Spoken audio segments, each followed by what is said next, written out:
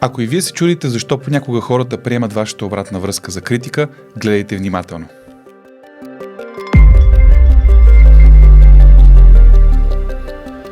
Имали сте презентация, имали сте среща при клиент, имали сте екипна среща и непосредствено след това искате да дадете обратна връзка за нещо конкретно, което сте наблюдавали. Избирате подходящият момент, който не е толкова скоро, че хората да не са излезли, но да е непосредствено след тази среща или след това поведение и представяне, за да може да му обърнете конкретно внимание. Само че човекът се дърпа, затваря се и вие се чудите какво толкова казах.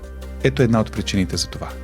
Често срещана грешка е когато в нашата лингвистика ние сме фокусирани в миналото, непосредственото или по-назад във времето, а не в бъдещето. И това е една от основните разлики между това да бъде възприета нашата обратна връзка като критика или като инструмент и насоки за бъдещето. И точно това е ключовата дума – бъдеще. Много често в желанието си да бъдем полезни с нашата обратна връзка, ние се фокусираме върху миналото, непосредственото или по-назад във времето, отколкото в бъдещето. А много лесно, с правилната лингвистика, по-скоро в бъдещето, отколкото в миналото, може да сте много по-сигурни, че вашата обратна връзка ще бъде възприета като развиваща, а не като критика или като един мениджърски шамар. Ето как да го направим. Ако ние се фокусираме върху миналото, то е статично и то не подлежи на промяна. Ако се фокусираме върху бъдещето пък, може да предизвикаме импулс за промяна на елемент или аспект от поведението, представянето или процеса на човека, който получава нашата обратна връзка. Например, вместо да направим една кратка среща, ела за малко в моя кабинет, за да си поговорим как протече срещата, може да го поканите с следното. Ела да си поговорим как да направим следващата среща още по-интересна. Когато се фокусираме върху миналото, нашият фокус е върху събитията, докато ако се фокусираме върху бъдещето, вече нашият фокус и фокусът на човекът, който е наш събеседник, пада върху търсенето на решение. Например, вместо да казваме нека сега да видим тези 5 минути или тези 5 слайда как точно реагираха хората и дали забеляза всичко, може да кажем в рамките на следващата презентация, ако слайдовете ли са 5 отново, както в днешната ни или предишната презентация, има ли нещо, което бихме разместили, така че да задържим за по-дълго време тяхното внимание? Когато се фокусираме върху миналото, се фокусираме върху рисковете, които могат да се предадат още веднъж и да бъдат пренесени от предишното преживяване в следващото и вече да заложим в съзнанието на нашия събеседник потенциала за провал. Докато ако сме фокусирани върху бъдещето, можем да бъдем фокусирани върху конкретните решения, които са в негов или наш екипен контрол. А именно, кое от това, което ние в момента имаме, можем да го махнем от тази презентация, за да може следващият път да имаме повече време за въпроси. Когато сме фокусирани върху миналото, намаляваме интензитета, с който човекът прави опити за нови поведения или за формирането на нови поведенчески умения, например, когато презентира, да диша, да държи зрителен контакт с аудиторията, да забавя своята реч, да играе с темпото, скоростта, височината и паузите в своята реч.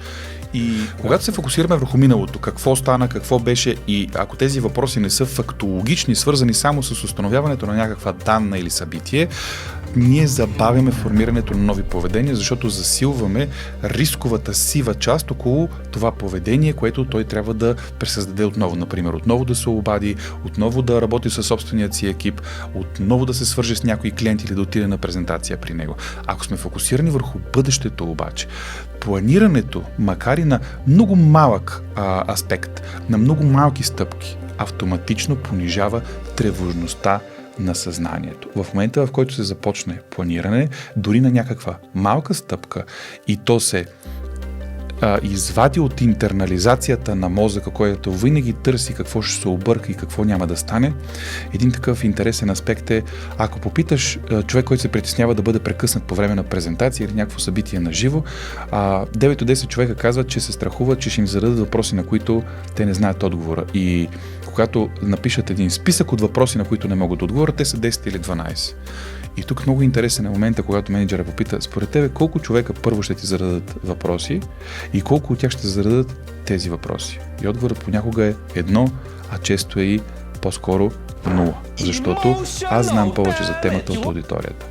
Ето това е един от начините, по които един мениджър може да работи и в обратната връзка дори да даде коригираща такава, която е маскирана не като критика и не като наритване, а и не като допълнително стоварване на тежестта на отговорността, а по-скоро като намаляване на тревожност с конкретни елементи, които са в контрола на нашия събеседник, в непосредственото бъдеще са за следващи такива събития, поведения или ситуации организационни, така че той да може да направи съответната промяна. И още по-добре, може дори да предложи сам, да го изтренира, за да е сигурен, че поведението, което той ще препрограмира, ще отговаря на очакванията на мениджъра, а не да го научи на следващата среща. Защото когато говорим за обратна връзка, свързана с поведение, не само с представяне, то добре е да сме много наясно каква лингвистика използваме.